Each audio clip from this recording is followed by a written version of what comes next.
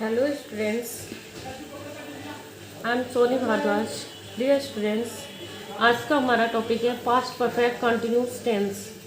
Dear students, past perfect continuous tense क्या होता है, तो इसके बारे में आज हम लर्न करेंगे।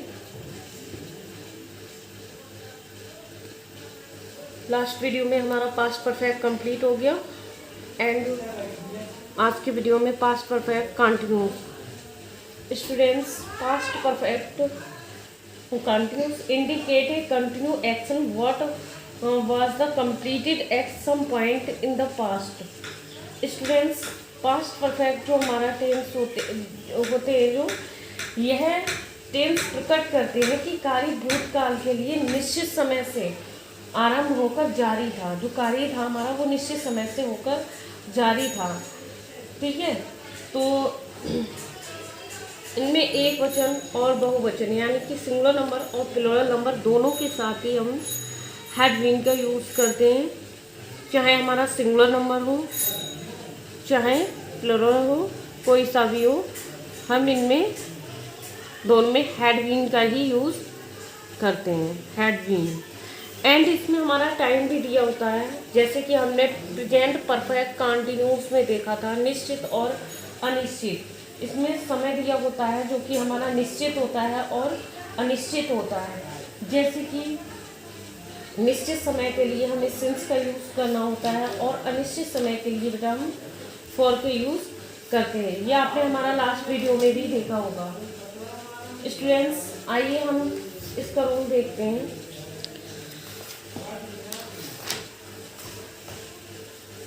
Dear students,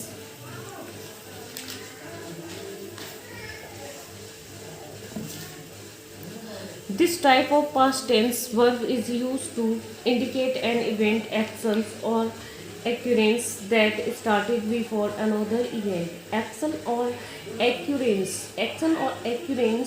in the past. We can say that one action or event entered then another. So students, आइए हम अफर्मेटिव इसका रूल देखते हैं। रूल सबसे पहले स्टूडेंट्स इसमें हमारा सब्जेक्ट आएगा and had been. Singular number हो या फिर हमारा प्लूरल नंबर हो, हमें दोनों के साथ में हैड बीन का ही यूज करना है।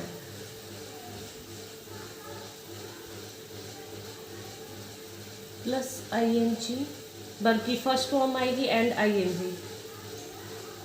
Object plus since for. Time, इसमें टाइम भी दिया होता है हमारा, जैसे कि अभी हमने बताया था निश्चित और अनिश्चित हमारा समय दिया होता है इसमें।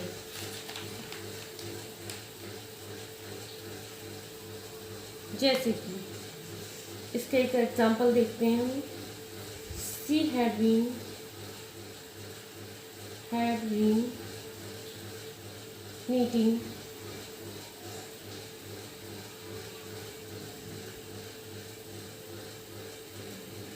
knitting a sweater for a bee। जैसे कि हमने इसमें दिया है She had been knitting a sweater for a week। इसमें कोई वीक जो है हमारा एक निश्चित समय नहीं है कि कौन से हफ्ते से वो स्वेटर बुन रही है। ठीक है, तो इसमें एक निश्चित समय नहीं है, अनिश्चित समय है, तो इसके लिए हमने फॉर का यूज किया है।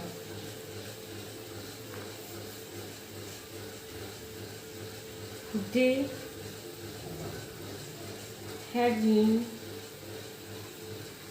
playing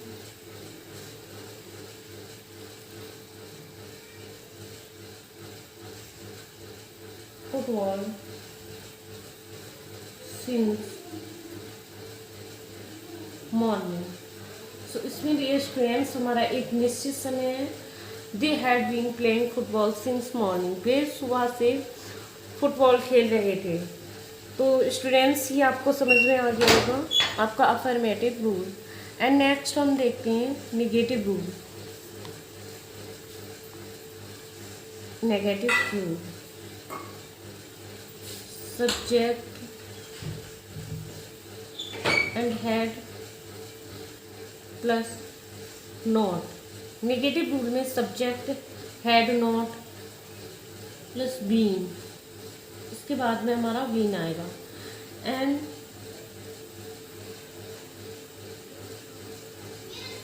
वर्ब का first form ING, object, since और फॉर एंड टाइम। जैसे कि अभी हमने अफर्मेटिव रूल देखा था हेड बीन, इसमें हमारा हेड नॉट बीन आएगा, V1 भी आएगा हमारा। जैसे हमने कहा यहाँ पर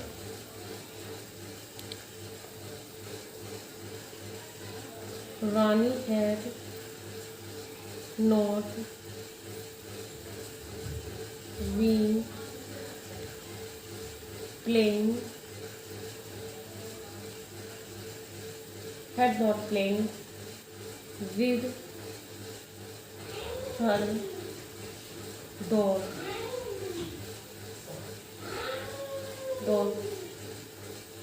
for 3 hours. So students, Rani had not been playing, had not been, यही हमारा रूल था। Subject Rani, had plus not आ गया हमारा, बीन आ गया, V1 में ING, with her dogs for 3 hours. So dear students, ये आपको समझ में आ गया होगा। नेक्स्ट और भी हम इसके एग्जांपल्स देखते हैं। You had not been reading a book since morning.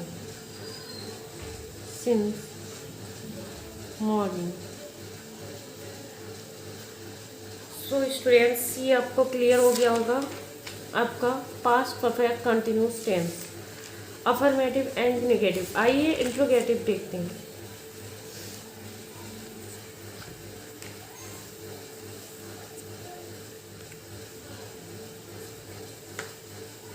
Interrogative students, हमने आपको बताया हमारा 2 टाइप्स होता है, without question word and with question words, जिसमें हम सबसे पहले रूल देखेंगे विदाउट क्वेश्चन वर्ड्स, जिसमें क्वेश्चन वर्ड ना हो। ठीक है, तो हेड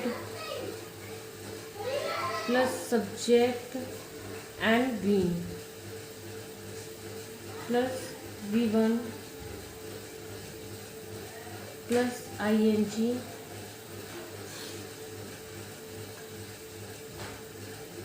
एंड जो भी हमारा आ रहा है plus since, for and question mark. Dear students, इसमें क्वेश्चन मार्क बहुत ही ज़रूरी होता है। Students,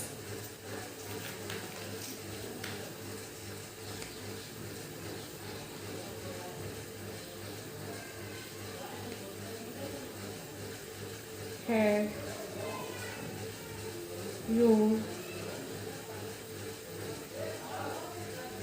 brother, had your brother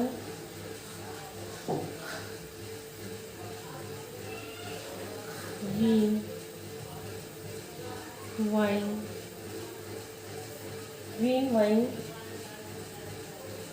had your brother been wine some books for 2 hours and question mark. Had your brothers been buying some books for 2 hours? So dear students, ये आपको clear हो गया होगा। नेक्स्ट और भी देखते हैं question word.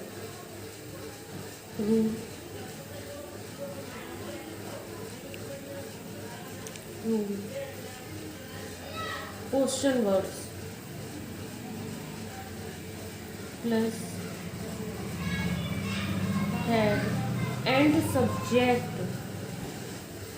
Plus being. इसे हमें ध्यान से देखना है students. Question words had plus subject plus being and plus verb का first form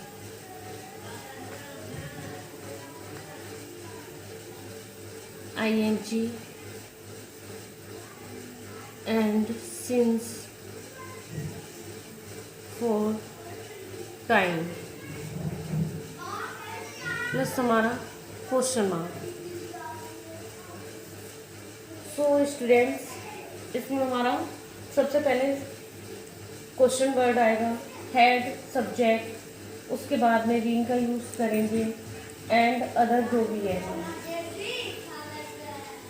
so why had you been, why had you been dear students calling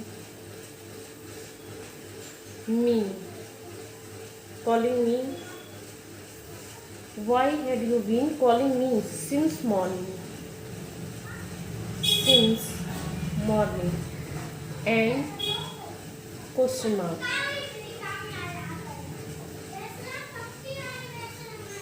next और भी देखते हैं where had they been playing, where had they been playing since morning।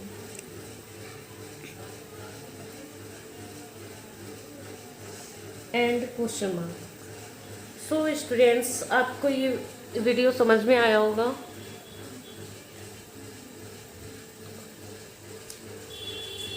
Next इसके एक दो example भी कर लेते हैं।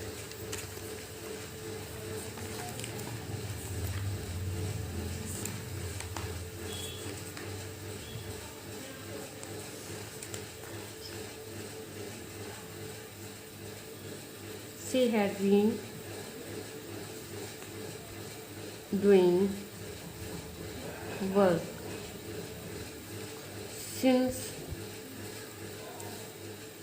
evening and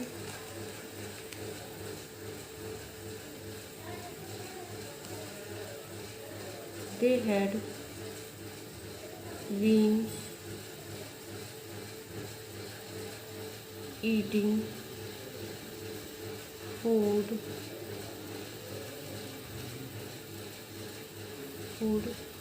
for 2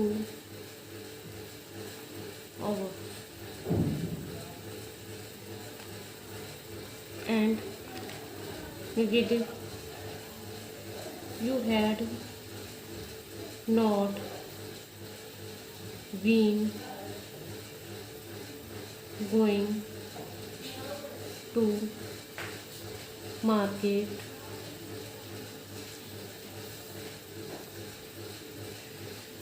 since evening। And next, between